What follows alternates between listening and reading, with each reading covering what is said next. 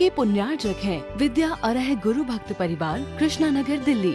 श्री राजेश कुमार जैन, श्रीमती अंजना जैन, बेटी अंजलि जैन, सुपुत्र राहुल कुमार जैन, श्रीमती अर्चना जैन, पौत्र तीर्थ जैन, पौत्री तिथि जैन, बेटी दामाद श्रीमती रागिनी, डॉक्टर पूर्वेश राज। प्रतिष्ठान राजेश क्लॉथ स्टोर, शाहपुरा, भिटौनी, जिला जबलपुर, मध्य प्रदेश। आयोजक एवं निवेदक विद्या अरह चातुर्मास समिति, प्रताप नगर, सेक्टर 8, जयपुर एवं श्री शांतिनाथ दिगंबर जैन मंदिर, प्रताप नगर, सेक्टर 8, जयपुर। बोलिए पंच परमेश्वरी भगवान की, भगवान महावीर स्वामी की जय, अहिंसा परमो धर्म की, 10 लक्षण धर्म की, उत्तम आकिंचन धर्म की, परम पूज्य आचार्य गुरु श्री विद्यासागर जी महाराज की, परम पूज्य आचार्य श्री समय सागर जी महाराज। आज आप सभी ने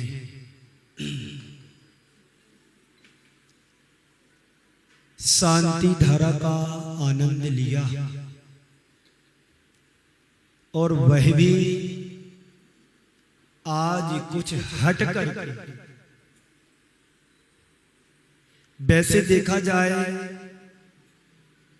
हर दिन शांति धारा होती ही है, लेकिन आज शांति धारा का रूप ही वृद्ध रूप था। जिस शांति धारा को करने के लिए लाखों रुपए की निछावर राशि दी जाती हो, और उस शांति धारा को तुम लोगों ने, आप लोगों ने, सबने मिलकर के 12 परिवारों ने, 13 परिवारों ने न्यूनतम राशि देकर के वो लाखों करोड़ों से पुण्य प्राप्त नहीं कर सकते, वो तुमने प्राप्त आज कर लिया। बड़ी प्रसन्नता की बात है, आप सबने उस भावों को स्वीकार किया। पैसे रोज कमाते हैं, रोज लगाते नहीं।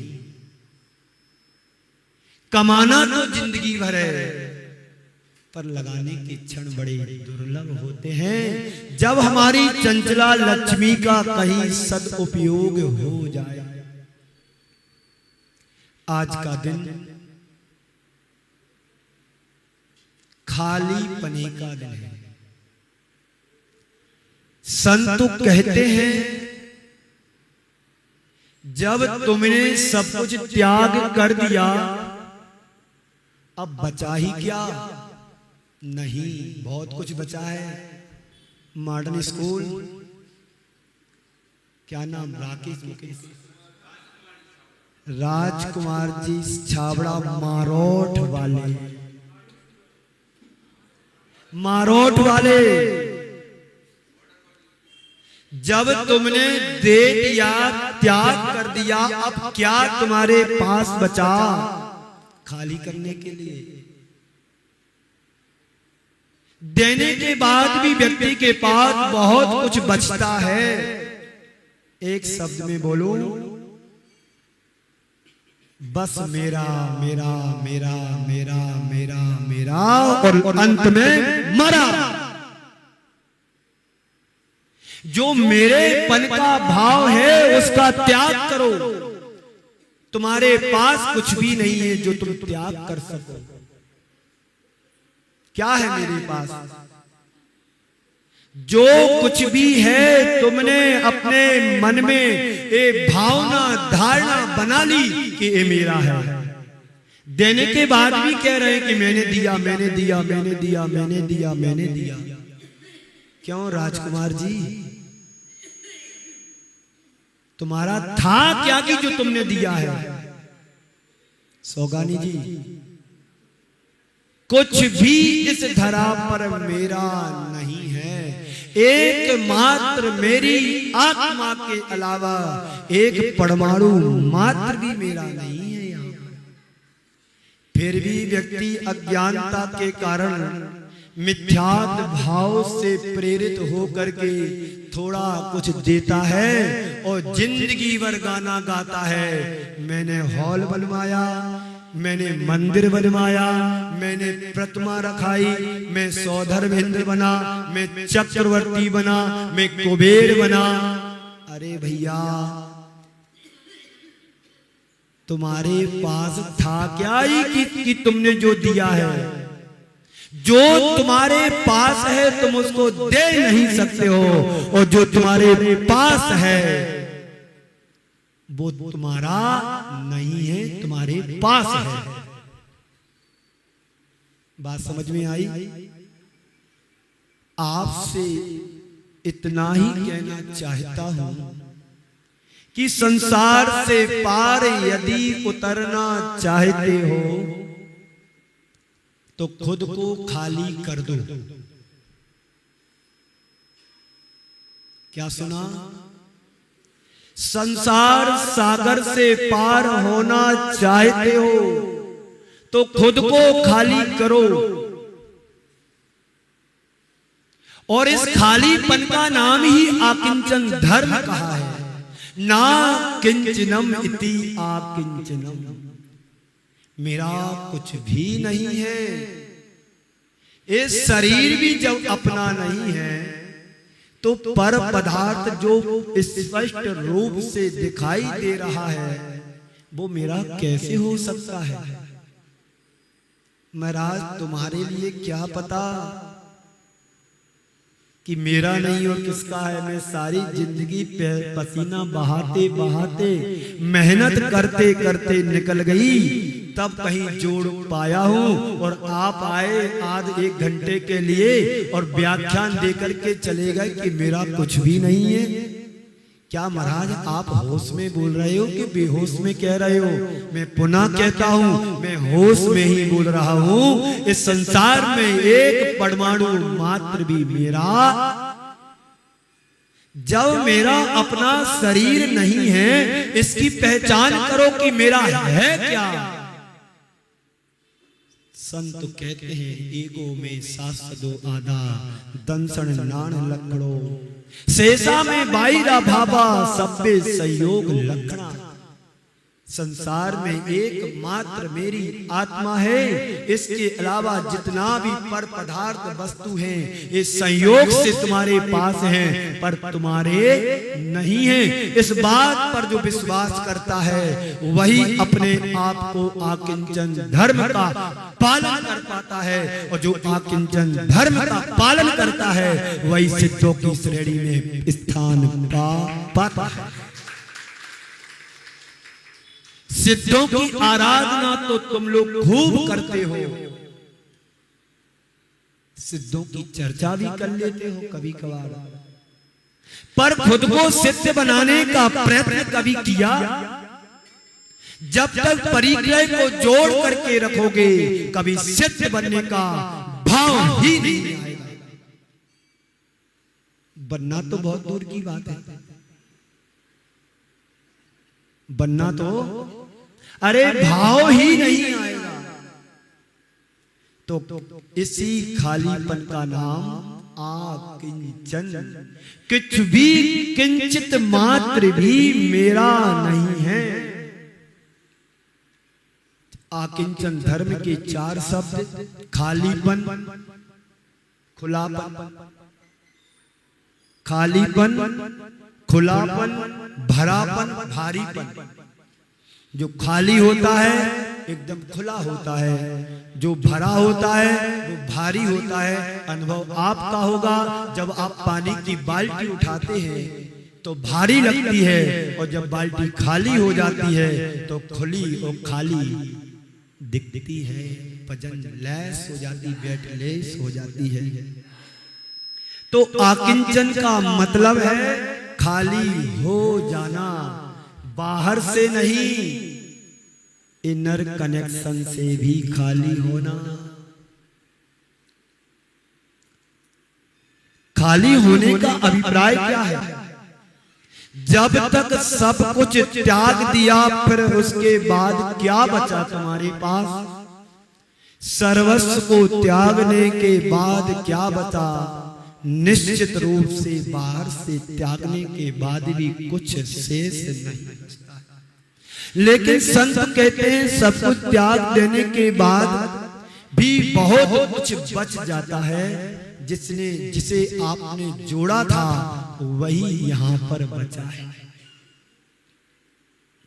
बाहर का त्याग पर्याप्त नहीं है, भीतर के त्याग की भी बात हमारे आचार्यों ने की है। और जब तक तुम भीतर से खाली नहीं होगे तब तक जीवन में आनंद की अनुभूति भी नहीं आएगी। आगे चलूं।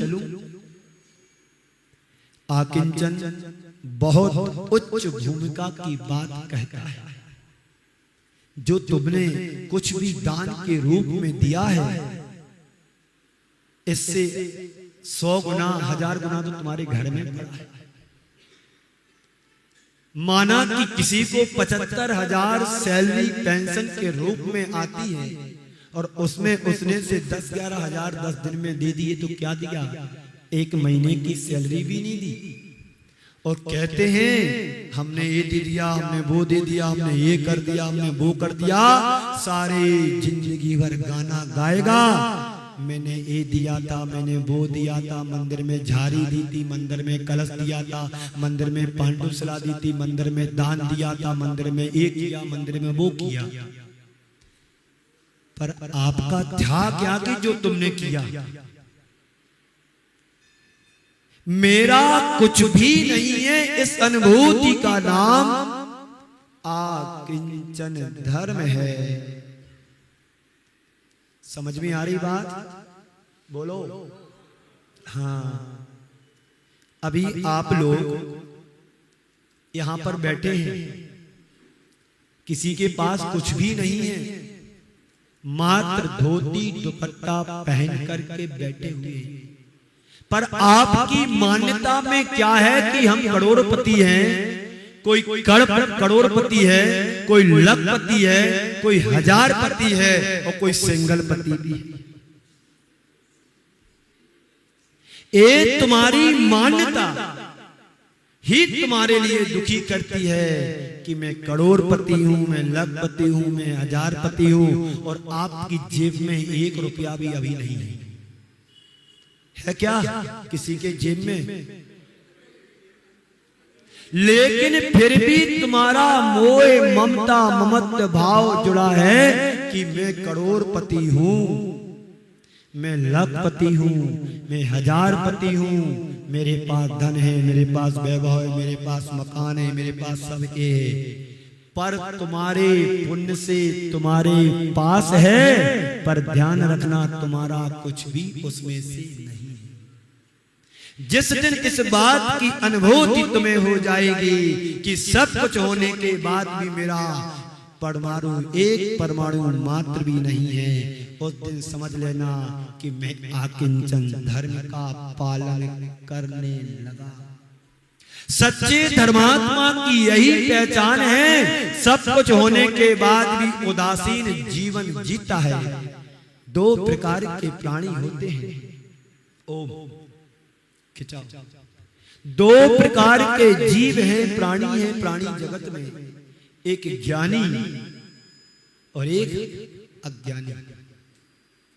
ज्ञानी संसार में रहता है और अज्ञानी के अंदर संसार बसता है। बहुत अंतर है जमीन आसमान का। ज्ञानी संसार में रहना पड़ रहा है और अज्ञानी के अंदर संसार बसा है, यानी संसार उसके अंदर भर। यही एक ज्ञानी और अज्ञानी की पहचान है। ज्ञानी सम्यक दृष्टि होता है और अज्ञानी मिथ्या दृष्टि होता है। और जो मिथ्या दृष्टि होता है वह मोह के संसार में भटकता है, और जो ज्ञानी होता है संसार सागर से सम्मिलित की नाव से सवार होकर के पार हो जाता है। आकिंचन की अनुभूति वही कर सकता है जिसे अपने आत्मा के स्वरूप का भान हो जाता है। त्याग बहुत उच्च साधना है। लोग त्याग भी 2 प्रकार से करते हैं। एक में पर को त्यागते हैं और पर वस्तुओं को अपना मान करके त्यागा है। मैंने त्यागा, मैंने दान दिया, मैंने अपना इतना रुपया इस कार्य में लगा दिया, और इस भाव से यदि मैं नहीं देता तो कुछ होता भी नहीं। यही अहंकार तुम्हारे लिए संसार में भटकाने वाला होता है। पर संत कहते हैं तुमने जो लगाया वो तुम्हारा था ही नहीं। लेकिन भाव क्या रहता है हमारा कि मैंने लगाया, मैंने किया, मैंने दिया, मैंने लिया, एक सब किया। ये जहां पर मेरेपन की बात आ जाती है वहां पर सब मटिया मैल हो जाता है। माना कि संपत्ति तुम्हारे पास है, तुम्हारे पास जो संपत्ति है वह तुम्हारी है, तो उस संपत्ति को अपने हिसाब से मेंटेन भी तुम करते हो कि नहीं करते? बोलो, करते हैं ना? दावा करो कि जैसा मैं चाहूंगा वैसा ही होगा। इस संपत्ति सदैव बनी रहेगी, स्थायी बनी रहेगी तुम्हारे पास। क्या करो दावा कि मेरी संपत्ति मेरे पास हमेशा बनी रहेगी। ऐसी संभावना है क्या? मेरी संपत्ति मेरी बनी रहे, ऐसी आप मान्यता रख रहे हो। सच्चे अर्थों में तो तुम कह रहे हो कि ये संपत्ति मेरी है पर तुम्हारी नहीं है। महाराज तो फिर किसकी है? महाराज फिर किसकी है? ये संपत्ति कर्म की है, और कर्म के पुण्य कर्म के उदय से प्राप्त हुई है। और पाप का कर्म का प्रकोप कब आ जाए वो पल में नष्ट हो सकती है। जब ये शरीर ही तुम्हारा नहीं है तो संपत्ति की बात ही क्या? ये तुम्हारी नहीं है, कर्म की है। कर्म की मर्जी से, कर्म की मर्जी रहने तक तुम्हारे पास है, और जिस दिन कर्म चाहेगा एक झटके में छीन लेगा। राजा को रंग बनते देर नहीं लगती है, और रंग को राजा बनते देर नहीं लगती है। बंधुओं, ये तुम्हारे पास सामर्थ्य से है कि कर्म की मर्जी के बिना एक क्षण भी क्या उस संपत्ति को आप अपने पास नहीं रख सकते। आंख खुली सपना गया, आंख मिची अपना गया। आंख खुली सपना गया, आंख मिची अपना गया। तू 2 दिन का मेहमान है, सांस रुकी दफना गया। जिस दिन कर्म की चल जाएगी उस दिन सारी संपत्ति यहीं छूट जाएगी। 200, 250, 1000 करोड़ के मालिक भी कोरोना में पलायन हो गए। कहां गई वो संपत्ति? तुम्हारी थी तो फिर साथ जाना चाहिए थी। तुम्हारी है तो तुम्हारे साथ जाए, वो तुम्हारी थी तो तुम्हारे साथ आना भी चाहिए थी। इसलिए कर्म के सिद्धांत को समझो। बंधुओं, हमारे पास है, हमारे पुण्य से है, पर हमारी नहीं है। जैसे कोई व्यक्ति पर द्रव्य को पर जान करके छोड़ देता है, बस वही उसका वास्तविक प्रत्याख्यान होता है। पर को पर जानकर छोड़ा, मेरा कुछ है ही नहीं इस संसार में। ग्रहण करने की बात तो बहुत उथली बात है। ग्रहण करना और छोड़ना बहुत ऊपर की बातें हैं।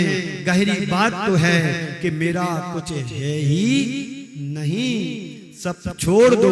आकिंचन यानी भीतर बाहर से खाली हो जाने का नाम आकिंचन है। जब खाली हो जाओगे तो निश्चिंत हो जाओगे, फिर तुम्हें डर नहीं लगेगा कि मेरे पास कुछ है भी।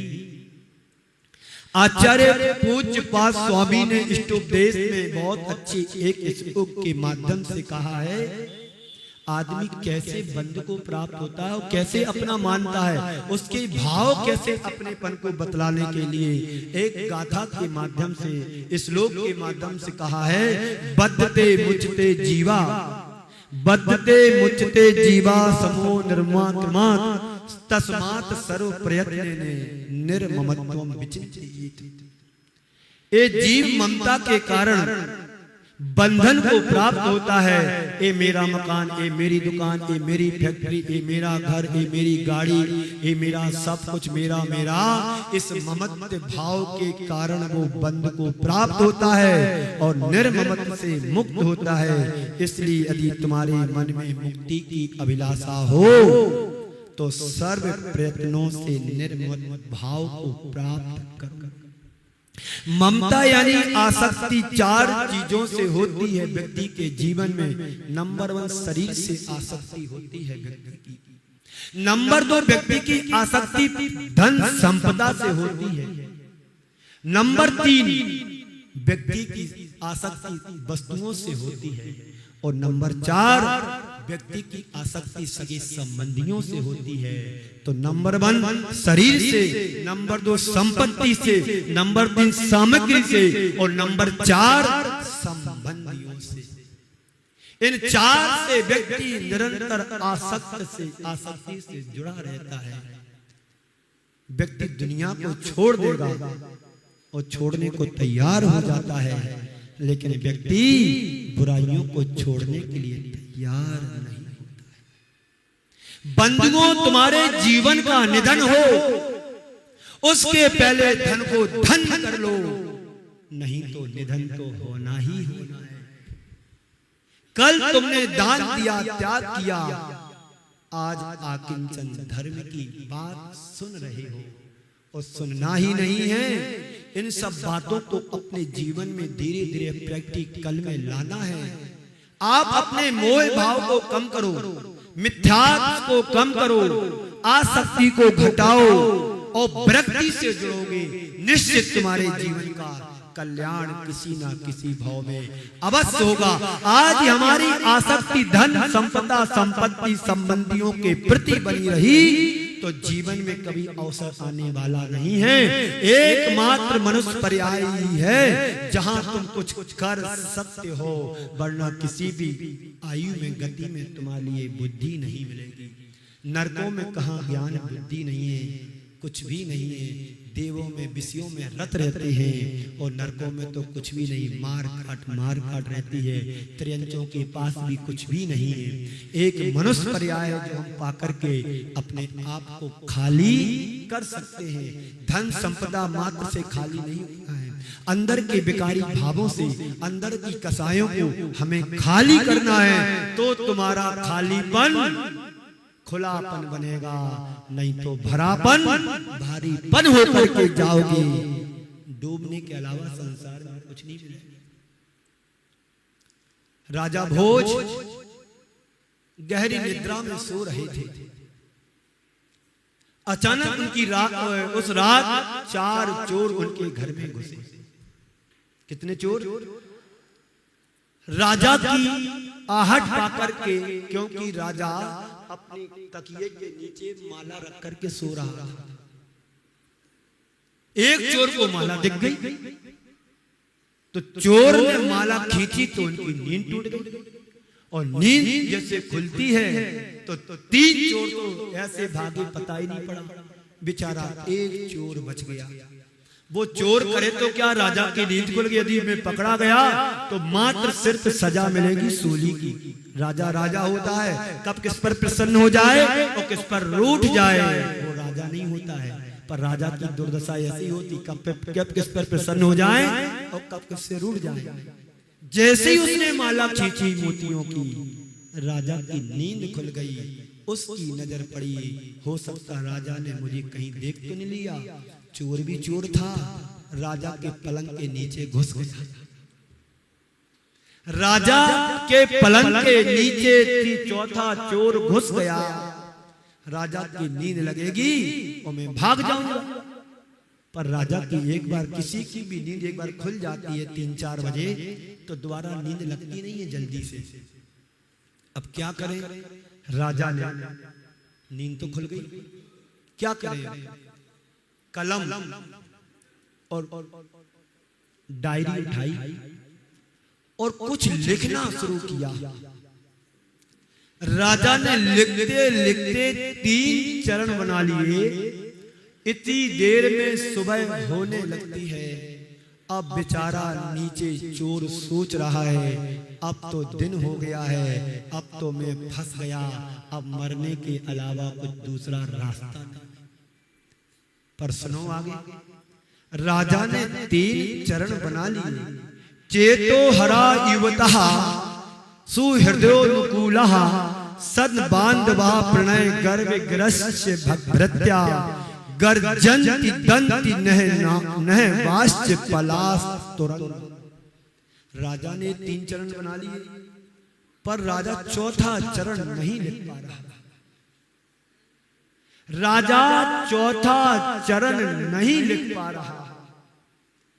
चोर तो चोर था, पर ज्ञानी भी था। अब यदि वो ज्ञानी बोलता है तो पकड़ा जाऊंगा, पर उसने सोचा राजा ने तो घोषणा की है रोज की तरह जो अच्छे से अच्छी कविता बना करके लाता है उसे 1 लाख स्वर्ण मुद्राएं दी जाती। राजा के दरबार में लाइन लगी रहती थी कि जो अच्छी कविता लाए लिख करके बना करके और राजा को सुनाएगा उसके लिए 1 लाख स्वर्ण मुद्राएं मिलेंगी। तो इसने सोचा बुद्धि चल गई चोर की भी समय पे। राजा ने 3 चरण बना लिए और 1 चरण में बनाऊंगा, कम से कम 25,000 स्वर्ण मुद्राएं तो मिलेंगी और फांसी लगेगी तो लग जाएगी, पर स्वर्ण मुद्राएं तो मिल जाएंगी। तो बेचारा बोलता है नीचे से, सम्मीलते नयन योर ही, सम्मीलते नयन योर नहीं किंचित दस्ती।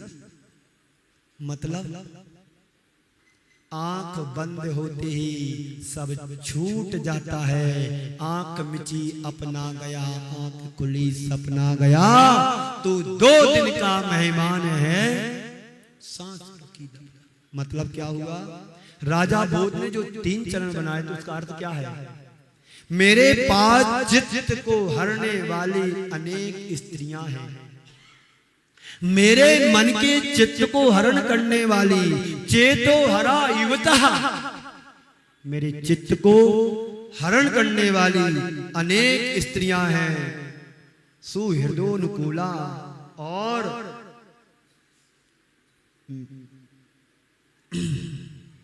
प्रिय और अनुकूल प्रवृत्ति करने वाले मेरे मित्र भी हैं। सहोदरा यानी भाई यानी मित्र और आज्ञाकारी भृत्य हैं, नौकर चाकर। और मेरे द्वार पर मंदोन्मद गर्जन्ति, गर्जना करने वाले हाथी भी हैं। और चंचल चपलान तुरंगा, तुरंगा यानी पंडित जी साहब, घोड़े हिननाने वाले कैसे हैं? चंचल घोड़े हिनहिनाते रहते हैं, परंतु चोर के चतुर्थ चरण ने मेरे जीवन की अंदर की आंख को खोल दिया। क्या कहा? आंख बंद होने जाने पर, मर जाने पर कुछ भी मेरा नहीं है। सम्मीलते नयन योर नहीं किंचित दस्त। बंधु, राजा की आंख तो खुल गई, आप लोगों की आंखें खुली कि नहीं हुई प्रवचन सुनने से? राजा ने सबको छोड़ करके दिगंबरी दीक्षा को धारण करके अपना कल्याण कर लिया। और हम सब लोग प्रति वर्ष पर्युषण पर्व ही नहीं मनाते, एक एक धर्म की व्याख्या सुन करके फिर वहीं रम जाते जहां रमण करते हो अपने आप में। बंधु, हम सब ने जीवन पाया है भोग भोगने के लिए नहीं, योग से योग मिलाकर के संयोग की बात करने। योग बना है, संयोग बना है, जीवन को खाली करना है और खुले मन से जीवन जीना है। भरोगे क्या होगा? दब जाओगे भार से। निर्भर बनो। बंधु, एक व्यक्ति का किसी महानगर के चौराहे पर एक मकान था। 4 मंजिला मकान था। बीच चौराहे पर उस मकान में अचानक किसी कारण से आग लग जाती है। आग की लपटों से मकान धू धू धू करके जल रहा है और वह मकान मालिक मकान को देख करके रो रहा है। तभी उसका मित्र आता है, भाई तुम क्यों रो रहे हो? इस मकान का सौदा हो गया। हाँ, अरे भाई मैं सच बोल रहा हूं, मेरे सामने कल इस मकान की डील हुई है और 25,000 रुपए बयाने में भी दे दिए। सच बोल रहे? हाँ सच बोल रहा है। व्यक्ति हंसने लगा। मकान जल रहा है। व्यक्ति हंसने लगा। मकान जल रहा है। जब मकान के जलने की बात पूरे नगर में फैल जाती है, कहीं से उसके बेटे को समाचार मिलता है कि तुम्हारा मकान जल रहा है। बेटे के पास जिसने मकान का सौदा किया था वो उससे फोन पर बात करता है कि भाई साहब तुम्हारा मकान जल रहा है, मुझे मकान नहीं चाहिए, कैंसिल सौदा, मैंने कैंसिल कर दिया सौदा। दौड़ के बेटा पिताजी के पास दौड़ करके आता है। पिताजी पिताजी बड़ा अनर्थ हो गया। बेटा क्या हुआ? सुन रहे हो ना? किसी का पुणे में मकान है तो किसी का बेंगलोर में है, किसी का इंदौर में है तो किसी का जयपुर में है तो किसी का श्याम नगर में है तो कहीं किसी का और कहीं है। सुन लो ध्यान से मकान वालों, ये सब किराए के घर हैं भाई साहब। सुनो मेरी बात ध्यान से। वो बेटा दौड़ करके आता है, पिताजी पिताजी बड़ा अनर्थ हो गया। बेटा क्या हुआ? मकान का सौदा कैंसिल हो गया। हाँ, अभी अभी फोन आया बाबूजी का कि तुम्हारे मकान में आग लग चुकी, अब मुझे मकान नहीं चाहिए, क्या सौदा कैंसिल। पिताजी रोने लगा। पिताजी रोने लगा। मकान फिर भी जल रहा है। मकान फिर भी जल रहा है। बंधुओं, जब मकान से नाता जुड़ा था व्यक्ति रो रहा था। जैसे ही मकान से अपने संबंध दूर हो गए व्यक्ति हंसने लगा। पुनः मकान से नाता जुड़ा व्यक्ति रोने लगा। संसार के हर प्राणी की यही स्थिति है। जब मेरे से जुड़ता है तो व्यक्ति दुखी होता है और जब मेरे से मेरापन दूर हो जाता है व्यक्ति सुखी हो जाता है। बात समझ में आई? आगे चलूं? 10 मिनट बाकी है। कितने मिनट बाकी? 10 मिनट बाकी। मैं ज्यादा नहीं बोलूंगा क्योंकि मुझे उतना ही सुनाना है जितना सुनने वालों की जरूरत है। ज्यादा सुनाऊंगा एनर्जी वेस्टेज करूंगा और आप भी टीवी बंद कर दोगे। हो गए घंटा और कौन सुने? ये तो सब सुनाते रहते। आगे चलूं? मकान हो गया। ओम ओम ओम बैठो। कन्हैया लाल जी मिश्र प्रभाकर ने एक बहुत अच्छी बात लिखी है। साहित्यकार हुआ करते थे। उन्होंने लिखा है, मैं अपने एक धनी मित्र के घर गया। मैं अपने एक धनी मित्र के घर गया और मित्र ने अपना मकान दिखाया। मित्र ने अपना मकान दिखाया। बड़े ठाट बाट सब कुछ दिखाकर उसने पूछा, मेरा मकान पसंद आया? आप लोग भी कहते हैं, कुमार जी आहार करने गए मैं पहली बार, महाराज मकान कैसा है? मैंने कहा बहुत अच्छा है। अब सुनिए आगे की बात, क्या अच्छा है। मित्र ने कहा, अपने मित्र से पूछा, क्यों मेरा मकान पसंद आया? मैंने कहा, हाँ बहुत अच्छा है। पर तभी मुझे लगा कि मेरे इस उत्तर से मकान मुस्कुरा रहा है। तभी मुझे लगा कि मेरे इस उत्तर से मकान मुस्कुरा रहा है और उसकी मुस्कुराहट में मिठास नहीं, व्यंग है। कभी मकान हंसता है, पर कहानी तो कहानी है, पर समझने की है। जिस दिन तुम कहानी को कहानी समझ करके समझ जाओगे बंधुओं, उस दिन जीवन का उत्थान निश्चित तय हो जाएगा। मैंने पूछा, क्यों जी, तुम क्यों हंसे? मकान बोला, बस यूं ही तुम्हारे मित्र की बात को सुनकर हंसी आ गई। इसमें हंसने की बात क्या?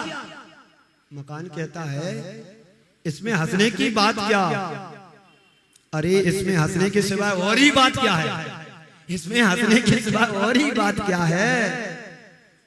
एक कहता है मेरा मकान, यही एक कहता मेरा मकान यही कहता। इसका बाप कहता था ये मेरे मकान, ये मेरा मकान, और इसका बाप का बाप कहता था कि मेरा मकान। पता नहीं मुझे ये बाप सब कहाँ गए। इन सब की तस्वीर जरूर इस पर टंगी है कीलों पर। एक दिन छोटी सी नन्ही सी चींटी आएगी, उसको चट कर जाएगी और कहता है मेरा मकान, मेरी दुकान, मेरा मकान, मेरी दुकान, इस संसार में कोई किसी का नहीं है। जो है मेरा वही मेरा है। बाकी स्पष्ट रूप से जो पर पदार्थ हैं संयोग से तुम्हें मिले हैं, संयोग बस हैं। जिस दिन तुम्हारा वियोग होगा सब संयोग यही छूट जाएगा। इस कार्यक्रम के पुण्यार्जक थे विद्या अरह गुरु भक्त परिवार, कृष्णा नगर, दिल्ली। श्री राजेश कुमार जैन, श्रीमती अंजना जैन, बेटी अंजलि जैन, सुपुत्र राहुल कुमार जैन, श्रीमती अर्चना जैन, पौत्र तीर्थ जैन, पौत्री तिथि जैन, बेटी दामाद श्रीमती रागिनी, डॉक्टर पूर्वेश राज। प्रतिष्ठान राजेश क्लॉथ स्टोर, शाहपुरा, भिटौनी, जिला जबलपुर, मध्य प्रदेश। आयोजक एवं निवेदक विद्या अरह चातुर्मास समिति, प्रताप नगर, सेक्टर 8, जयपुर, एवं श्री शांतिनाथ दिगंबर जैन मंदिर, प्रताप नगर, सेक्टर 8, जयपुर।